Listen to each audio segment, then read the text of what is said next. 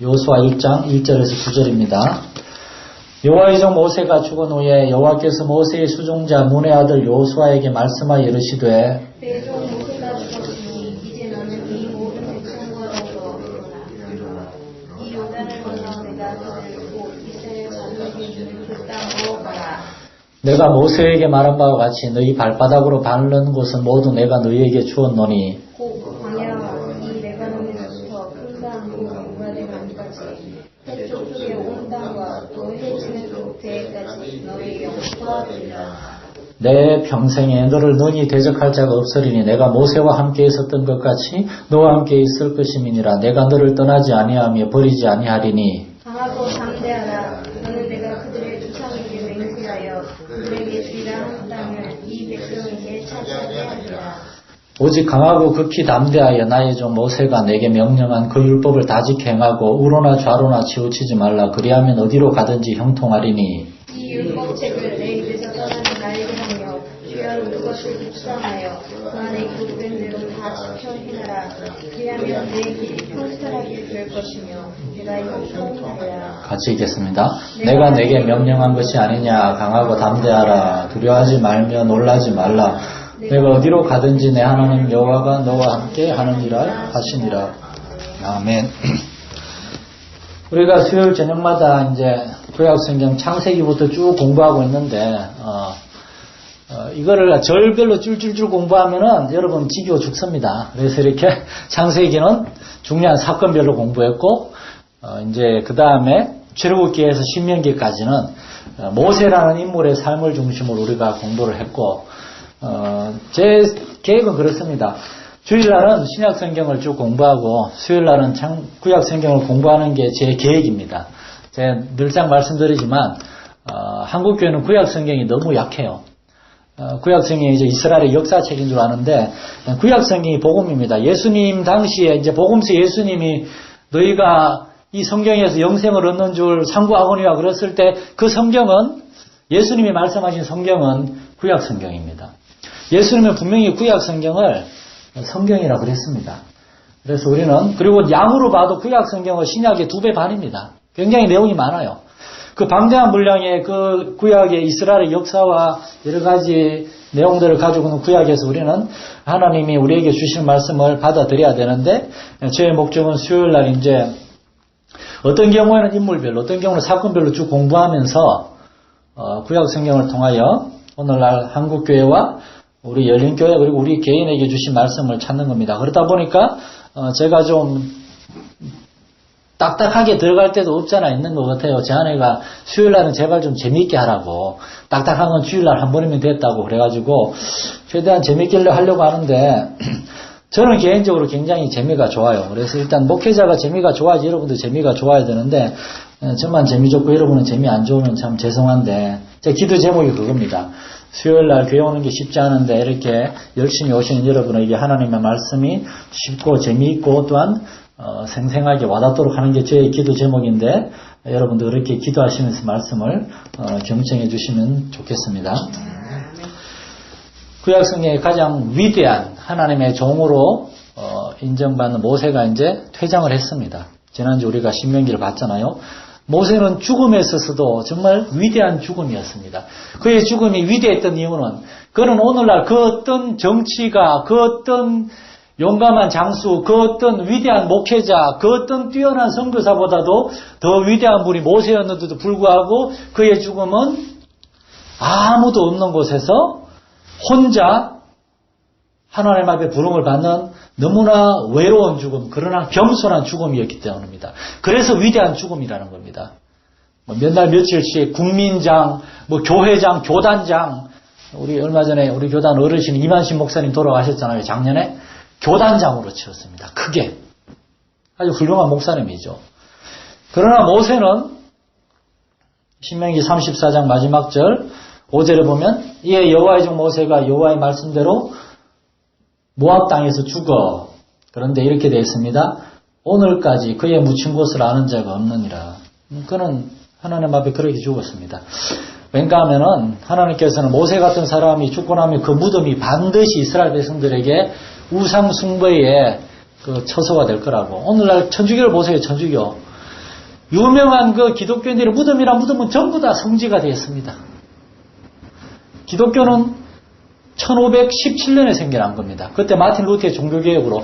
그 이전까지 모든 기독교는 다 천주교였는데 천주교가 예수님 이후에 1500년 동안 한 게 뭔가 하면 돌아다니면서 제가 요즘 몇 주 동안 좀 천주교에 대해서 좀 많이 공격적인데 좀 용서해 주시기 바랍니다. 우리 한국교회 안에 성도들 중에서 교회에 조금만 실망하면 다 성당으로 가요. 성당으로. 제 사촌 동생도 천주교 신부지만 성당에는 구원이 없습니다. 거기에는 구원 얻는 길이 예수님 말고도 다른 데도 있다고 가르칩니다. 하나님이 기뻐하시지 않습니다. 그래서 어떤 목사님은 그렇게 얘기합니다. 천주교에 구원이 없는 증거가 뭐냐? 천주교에는 성령의 역사를 믿지 않는다는 겁니다. 성령의 역사를 믿지 않습니다. 다 자기들이 뭘 하지 이렇게. 어쨌거나 천주교가 한 게 그런 겁니다. 여기에 무덤 이렇게 뭐 옛날 유명한 성 프란시스코 지금 교황하고 이름이 같죠. 그분 무덤도 성지가 됐고 뭐 마리아의 무덤도 있습니다. 예수님의 어머니 마리아의 무덤. 예수님의 어머니 마리아는 복음서 이후로 사도행전이나 서신사 1절 등장하지도 않는 분인데 그 마리아를 신성화해서 그 무덤을 막 성지라 그러고 하나님은 인간의 그러한 열악한 우상을 숭배하기 좋아하는 그 습성을 아셨기 때문에 모세를 혼자 죽게 하셨습니다. 그러나 그 모세에 대해서 여호수아는 이렇게 평가합니다. 이스라엘에 그 후에는 모세와 같은 선지자가 일어나지 못하겠나니 모세는 여호와께서 대면하여 하시던 자요 하나님의 모든 큰 권능과 위엄을 행하게 하심에 온 이스라엘 목전에서 그것을 행한 자이더라. 여호수아는 모세를 가장 위대한 선지자로 인정했습니다. 그러나 그분의 죽음은 그러한 겸손한 죽음이었습니다. 여러분 사람을 높이지 마시기 바랍니다. 목사님이든 여러분 어디 부흥사든 어떤 부흥에서 보는 부흥사든 사람을 높이고 자기 자신을 높이는 사람은 전부 다 문제가 있는 줄 아시기 바랍니다. 이제 그러한 위대한 그러나 하나님 앞에 너무나 겸손하게 부름을 받았던 모세의 뒤를 이어서 여호수아가 등장을 합니다.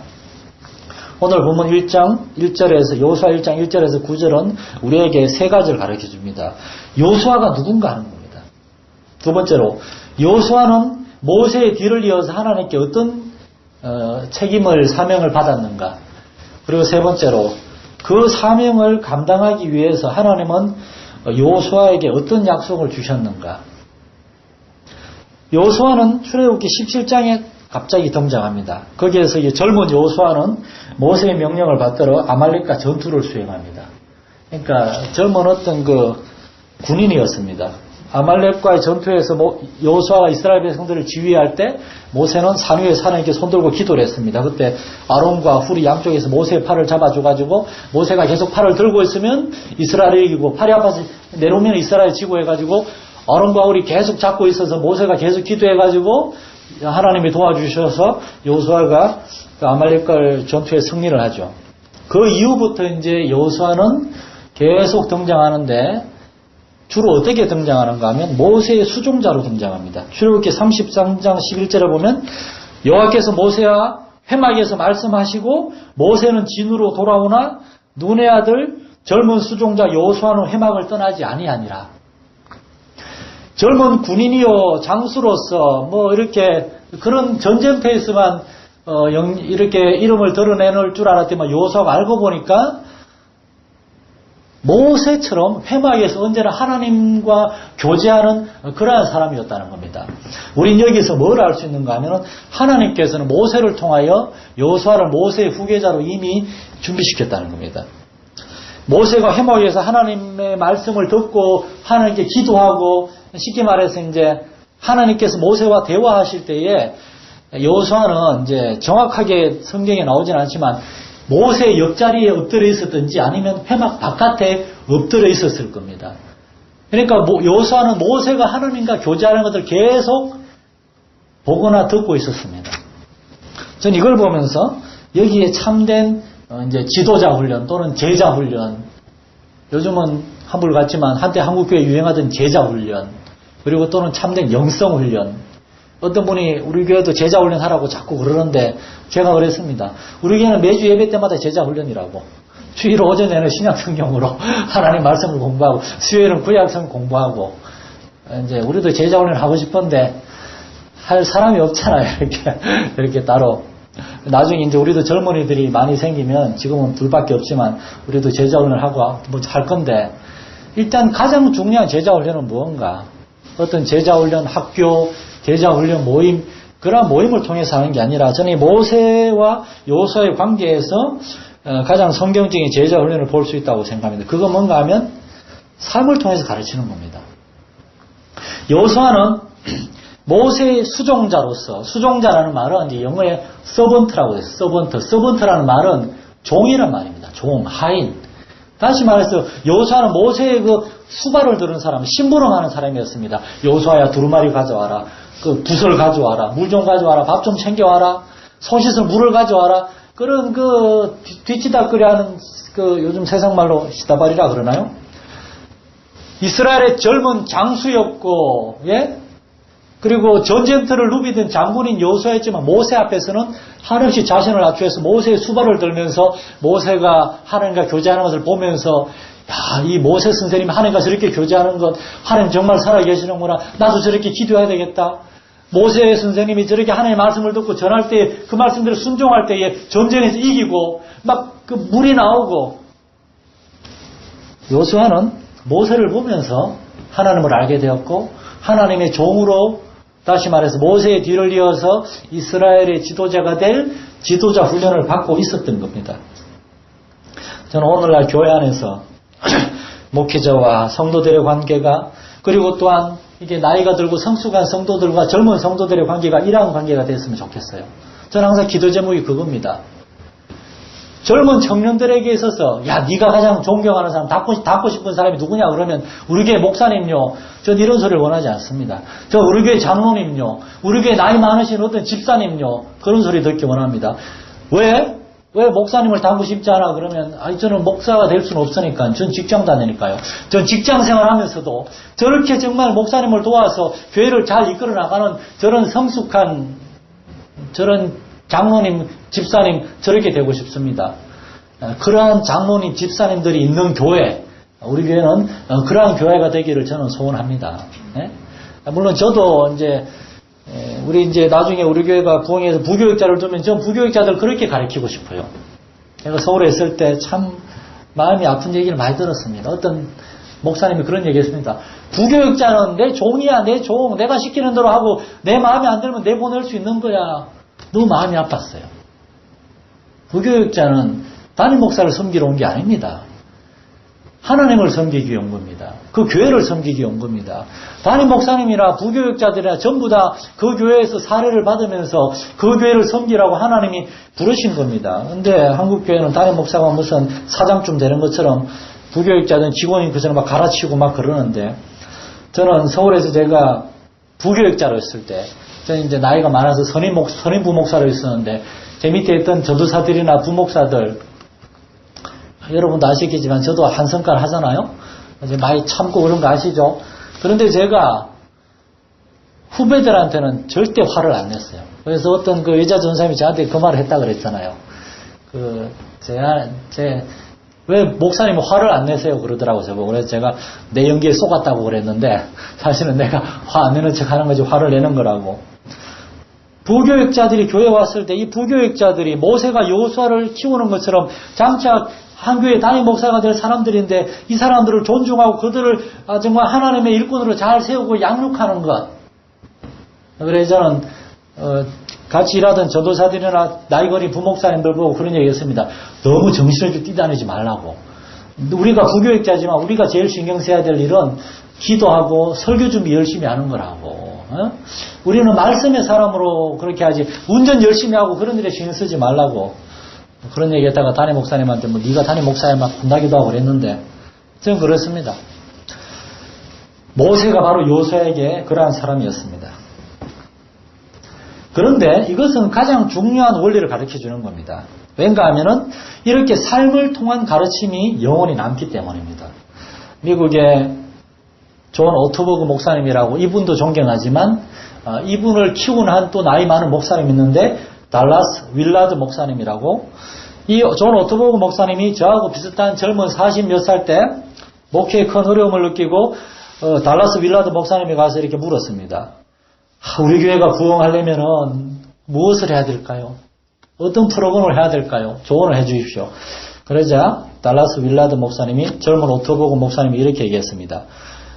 자네 교회가 부흥하기를 원한다면 자네가 날마다 하나님의 은혜 안에서 만족하고 기쁨을 누리면서 살아가게.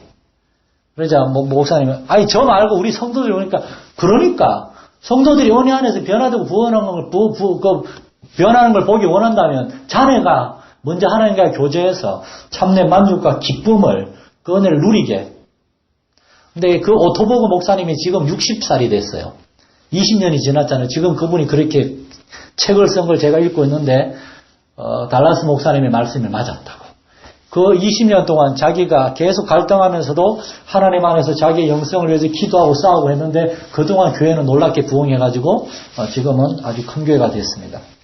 여호수아는 40년 동안 모세가 하나님과 교제하고 기도하고 그 말씀을 듣고 순종하는 걸 봤는데 그 자체가 최고의 훈련이었습니다.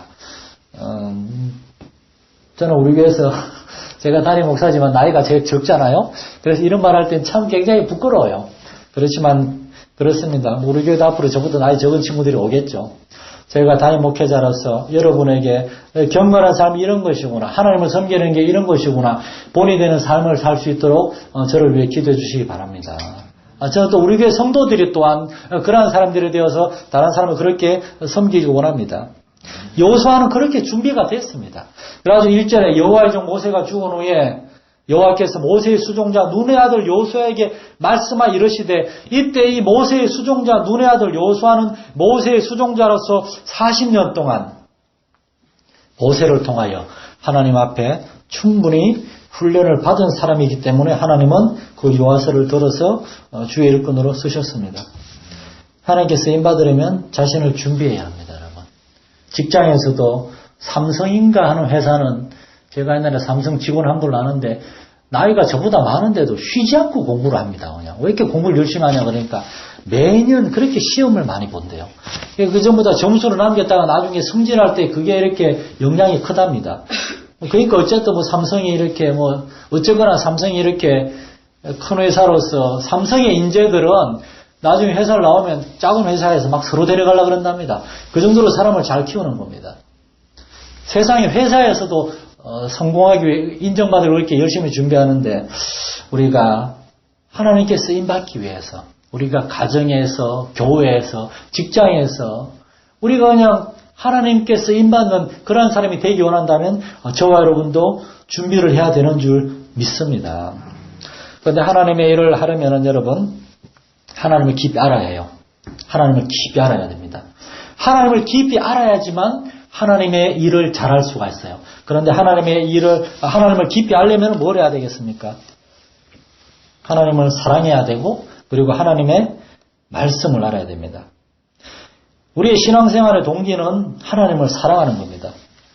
부모들을 보세요. 자녀들을 사랑하기 때문에 자녀에 대한 모든 것을 알고 자녀를 위해 헌신하지 않습니까? 그게 바로 사랑입니다. 이 사랑이 바로 하나님한테서 우리에게 온 건 줄 여러분 기억하시기 바랍니다. 우리도 하나님을 그렇게 사랑할 수 있습니다. 신명기 6장 5절에서 모세는 이 신명기라는 이 위대한 설교를 할 때 이렇게 얘기했습니다. 이스라엘 백성들에게 너는 마음을 다하고 뜻을 다하고 힘을 다하여 내 하나님 여호와를 사랑하라 그랬습니다. 사랑이 먼저입니다. 사랑하면 하나님을 알려고 하고 사랑하면 하나님께 순종할 수 있습니다. 모세와 여호수아가 정말이지 이렇게 하나님께 전심으로 자신의 온 생애를 바쳐서 하나님께 순종할 수 있었던 동기는, 모세는 40년 광야에서 이스라엘을 인도했고 여호수아는 30년 동안 가나안 전복 전쟁을 이끌었는데 그 동기와 원동력은 바로 하나님을 사랑하는 거였습니다. 여러분이 하나님을 사랑하면은 하나님 앞에 자신을 드리게 되고 하나님 앞에서 더욱더 자신을 준비하기 위해서 말씀과 기도에 우리 자신을 드리게 될 것입니다. 여호수아가 그렇게 자신을 준비한 사람입니다. 그랬을 때 하나님은 여호수아에게 사명을 주셨습니다. 여호수아에게 주신 하나님의 사명은 뭡니까? 2절에 이렇게 되어 있습니다. 내 종 모세가 죽었으니 이제 너는 이 모든 백성과 더불어 일어나 이 요단을 건너 내가 그들 곧 이스라엘 자손에게 주는 땅으로 가라. 여호수아에게 주어진 사명은 두 개였습니다. 첫째, 이스라엘 백성들과 더불어 요단을 건너가는 거였어요. 두 번째, 그 땅을 차지하는 거였습니다. 정복하는 거였어요. 이 백성들 어떤 사람들입니까? 40년 전에 여호수아가 가나안 땅을 젊은 나이에 정탐하고 왔을 때 가나안 땅을 쳐들어가서 차지합시다 그랬을 때 다 무섭다 그러면서 모세와 아론과 여호수아와 갈렙까지 돌로 치려고 그랬던 그 사람들의 자녀들입니다. 그리고 바로 얼마 전까지 모세와 아론을 원망해가지고 우리가 물도 없이 애굽에서 고생했다고 우리가 어릴 때 살던 애굽으로 돌아가게 해달라고 그렇게 모세와 아론을 원망했던 그러한 불순종의 사람들인데 이제 모세도 죽었는데 모세가 죽었을 때 이스라엘 백성들은 얼마나 두려워했겠습니까? 40년 동안 자신들을 인도했던 모세가 산에 올라가서 내려오지 않고 죽었다는 겁니다. 그렇게 패닉 상태에 빠져있는 두려워하는 이스라엘 백성들을 격려하고 그들과 더불어서 요단강을 건너가야 했습니다. 그리고 그 땅을 차지해야 했어요.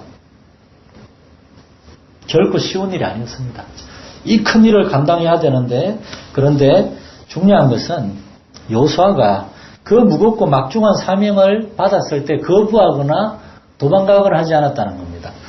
여호수아의 스승이었던 모세는 40년 전에 3번이나 거절했습니다. 출애굽기 4장에서 하나님께서 호렙산에서 그 불타는 떨기나무에서 모세를 불러가지고 이스라엘로 가라, 내 백성을 거기서 데리고 애굽으로 가라, 내 백성을 데리고 나라 그랬을 때 모세는 뭐 이런저런 핑계대면서 3번이나 거절했잖아요. 하나님이 모세를 거의 죽이려고까지 했잖아요. 모세의 아내가 근데 하나님께 이렇게 그 아들들에게 포피를 베가지고 하나님 앞에 이렇게 받침으로 이렇게 하나님께서 모세와 그 아내의 순종을 보고 용서해 주셨죠. 그러나 여호수아는 도망치지 않았습니다. 40년 동안 모세의 밑에서 그는 영적인 훈련을 깊이 받았기 때문에 그 막중한 사명을 받아들이고 도망치지 않았습니다. 그리고 여호수아는 그 일을 감당하기 위해서 하나님께 기도했습니다. 그때 이제 하나님께서 여호수아에게 주신 말씀, 그게 이제 3절에서 9절까지 나오는데 원래 이거를 우리가 쭉 다 이렇게 한번 쭉 살펴보자면은 시간이 좀 많이 걸리는데 오늘 좀 간략하게만 설명하고 넘어가겠습니다. 앞으로 우리가 계속 여호수아를 또 볼 거니까. 첫 번째로 이 사명의 성격은 이스라엘 백성들을 이끌고 두려워하는 이스라엘 백성들을 이끌고 가나안 땅으로 들어가서 그 가나안의 7개의 이방 민족들과 그 이방 민족들이 크고 작은 31개의 도시 국가를 형성하고 있는데 그걸 다 정복하는 일이었습니다. 적지 않은 일이었어요. 이스라엘 백성들은 노예 출신들입니다. 전쟁을 해본 사람들이 없습니다. 여호수아도 뭐 노예 출신인데 뭐 전쟁 지휘자로서 훈련받은 적이 없습니다. 이 막중한 사역, 이것을 과연 생각할 때 여호수아는 얼마나 두려웠을까요? 그때 하나님께서 여호수아에게 네가 이 일을 감당할 수 있도록 네가 이를 감당하기 위해서 너에게 필요한 것은 2가지라고 얘기하십니다. 이 막중한 사역을 감당하기 위해서 여호수아에게 필요한 것은 의외로 단순한 거였습니다. 첫 번째는 여호수아는 믿음의 사람이 되기만 하면 됐습니다. 3절에서 6절 말씀에 하나님께서 계속 무슨 말씀을 하는가 하면은 내가 너희 발바닥으로 밟는 것은 모두 너희에게 주었다. 과거형으로. 무슨 말인가 하면 옛날에 내가 너희한테 주겠다고 약속했다는 겁니다. 그 다음에 4절부터 6절까지 계속 이런 말이 나옵니다. 너희의 영토가 되리라. 될 것이라는 말입니다. 그리고 5절에는 네 평생에 너를 대적할 자가 없으리라. 없을 것이다. 내가 모세와 함께 있었던 것이 너와 함께 있을 것이다. 내가 너를 떠나지 아니하고 버리지 아니할 것이다. 6절에는 너는 이 땅을 차지하게 될 것이다. 이게 전부 다 영어 성경에는 I will 하나님이 내가 뭐뭐하게 할 것이다. will이란 말은 하나님의 강한 의지입니다. 여러분, 이것이 바로 하나님의 약속이고 여호수아에게 필요한 것은 이 하나님의 약속을 믿기만 하면 되는 거였습니다. 여러분, 이게 신앙생활인 줄 믿으시기 바랍니다. 신앙생활이란 하나님을 믿는 겁니다. 근데 하나님을 믿는 건 하나님의 뭐를 믿는 겁니까? 하나님이 약속을 지키는 신실한 분이라는 걸 믿는 거고, 두 번째로 하나님의 약속이 무엇인지를 알고 믿는 겁니다. 히브리서 11장 6절에 믿음이 없이는 하나님을 기쁘시게 하지 못하나니 하나님께 나아가는 자는 반드시 그가 계신 것과 그가 자기를 찾는 자들에게 상 주시는 이심을 믿어야 한다고. 하나님이 계신 걸 믿고 하나님의 약속을 믿는 겁니다. 성경이 뭡니까? 하나님의 약속을 기록해 놓은 겁니다. 여호수아는 3절에서 6절까지 하나님께서 약속하신 말씀들을 믿었습니다. 그리고 순종해서 요단강을 건넜습니다.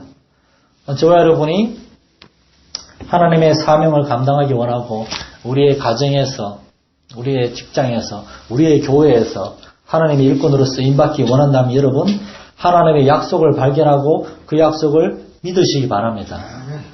우리 열린교회를 생각하면서 제가 기도할 때마다 계속 생각하는 게 그겁니다.